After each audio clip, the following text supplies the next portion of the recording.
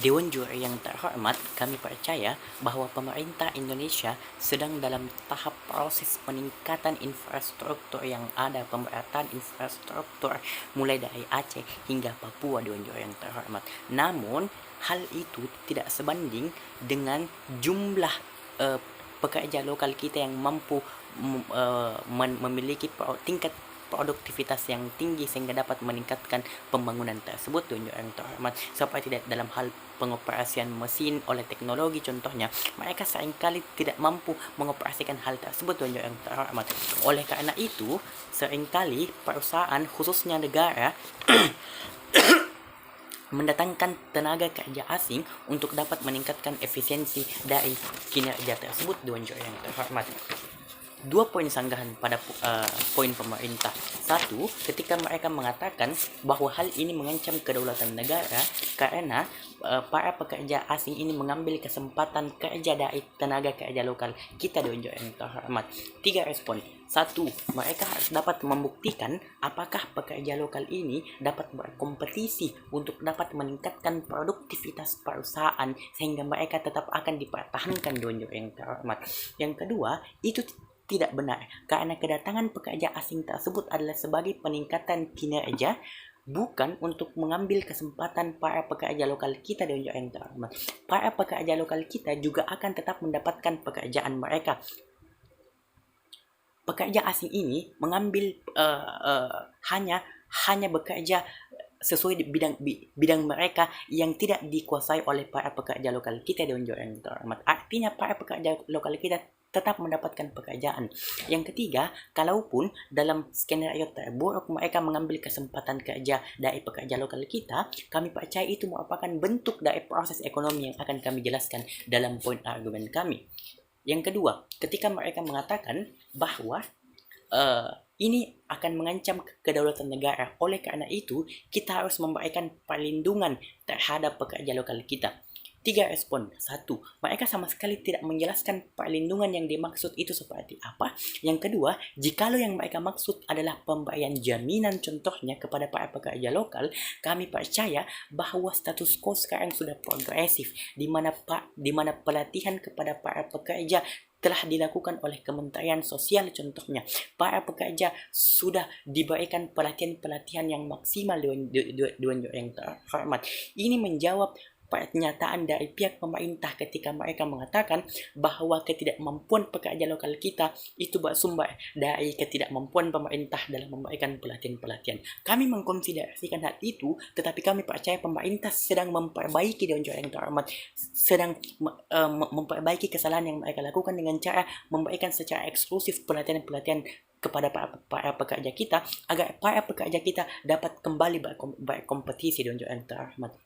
Namun yang kedua, pemerintah memberikan kebijakan-kebijakan, mengeluarkan kebijakan-kebijakan yang memberikan manfaat kepada para pekerja lokal, seperti pemberian kartu prakerja kepada para pekerja lokal kita, Dewan Juri yang terhormat. Ini membuktikan bahwa apa yang dilakukan pemerintah dalam hal perlindungan kepada pekerja lokal itu sudah cukup, Dewan Juri yang terhormat. Kemudian yang ketiga, jikalau yang mereka maksud dalam skenario terburuk ini adalah bentuk dari perlindungan yang mengancam kedaulatan negara, dua beban yang harus mereka buktikan. Satu, kedaulatan dalam aspek mana yang mereka ancam dari kedatangan pekerja asing. Kemudian yang kedua, apakah perlindungan tersebut dapat efektif untuk meningkatkan kinerja dari para pekerja lokal kita. Itulah yang mereka harus buktikan. Mari kita masuk pada argumen dari tim oposisi. Mengapa tenaga kerja asing adalah suatu hal yang normal bagi suatu negara dalam tiga lapisan argumen. Satu, ini untuk meningkatkan produktivitas dari perusahaan.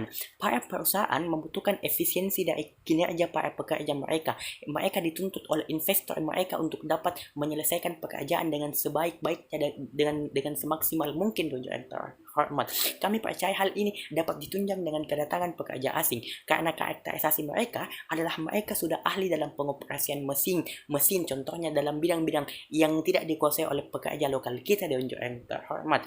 Impactnya itu akan kembali ke perusahaan. Investor akan senang berinvestasi karena peningkatan produktivitas perusahaan akan meningkat, Dewan Juri yang terhormat. Juga impact yang akan ditimbulkan adalah kita bisa mengintervensi para pekerja asing untuk dapat mengajarkan secara tidak langsung kepada para pekerja lokal apa yang tidak diketahui oleh mereka Dewan Juri yang terhormat, karena jabatan yang mereka miliki adalah jabatan yang tidak dikuasai oleh para pekerja lokal seperti pengoperasian mesin oleh teknologi yang tidak dikuasai oleh para pekerja lokal. Ini artinya akan ada proses pembelajaran yang terjadi.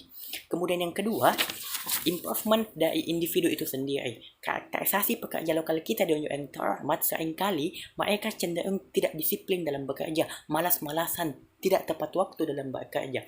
Artinya, dengan kedatangan para pekerja asing ini contohnya dapat menjadi acuan bagi mereka untuk dapat berkompetisi. Mengapa dapat terjadi kompetisi? Karena para pekerja lokal berpikir bahwa tempat mereka akan digantikan Dewan Juri yang terhormat dengan semakin banyaknya tenaga kerja yang asing yang terjadi. Artinya secara tidak langsung kita mengintervensi para pekerja lokal kita untuk dapat meningkatkan produktivitasnya secara tidak langsung dan juga terhormat. Kompetisi yang sehat akan terjadi karena mereka akan saling meningkatkan produktivitas atau etos kerja mereka dan juga terhormat. Mereka bisa saja berkolaborasi untuk dapat meningkatkan produktivitas mereka. Impact yang akan terjadi ini kembali ke perusahaan karena perusahaan akan mendapatkan benefit dalam hal keefisiensian dalam proses peningkatan infrastruktur atau pembangunan suatu hal tertentu contohnya. Kemudian yang ketiga, kami percaya ini normal karena merupakan bentuk dari proses ekonomi atau hubungan bilateral.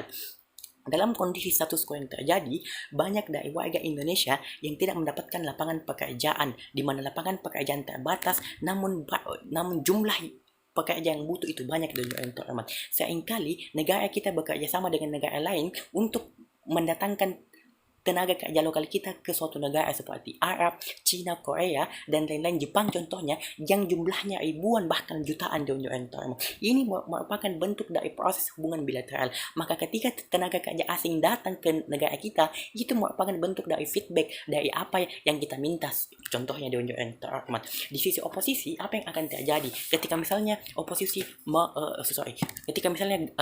pemerintah ingin melarang tenaga kerja asing, maka tenaga kerja lokal kita juga akan dilarang untuk bekerja di negara mereka.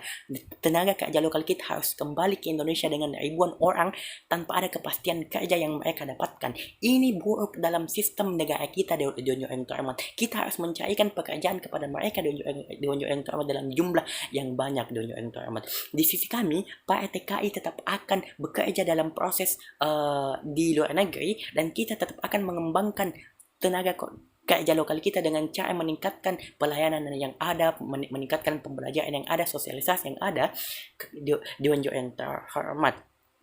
Itulah mengapa kami percaya bahwa tenaga kerja asing tidak menjadi suatu hal yang mengancam kedaulatan negara. Oposisi mungkin mengatakan bahwa pekerjaan yang dilakukan oleh tenaga kerja kita hanya menjadi ART contohnya. Kami percaya itu terjadi karena mereka tidak mendapatkan pendidikan yang layak. Di sisi kami, at least mereka mendapatkan pekerjaan dan mampu mengubah kondisi ekonomi mereka. Itulah mengapa kami percaya bahwa hal ini sama sekali tidak mengancam kedaulatan negara. Berdasarkan alasan tersebut, bangga menolak mosi.